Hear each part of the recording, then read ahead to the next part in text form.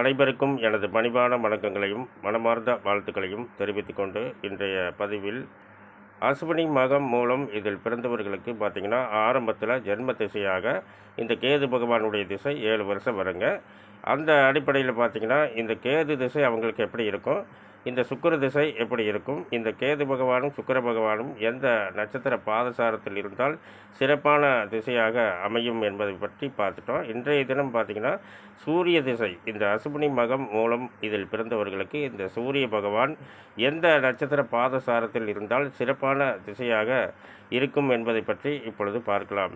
இந்த சூரிய பகவான் பார்த்திங்கன்னா இந்த அசுவினி மகம் மூலம் இதில் பிறந்தவர்களுக்கு இந்த சூரிய பகவான் பரணி பூரம் பூராடம் ரோகிணி அஸ்தம் திருவோணம் திருவாதிரை சுவாதி சதயம் பூசம் அனுசம் உத்திரட்டாதி ஆயில்யம் கேட்டை ரேவதி இந்த மாதிரி நட்சத்திரங்களில் அவர் பாதசாரத்தில் சஞ்சாரம் பண்ணார்னா இந்த சூரிய திசை 6 வருஷம் மிகவும் சிறப்பான திசையாக அமையுங்க.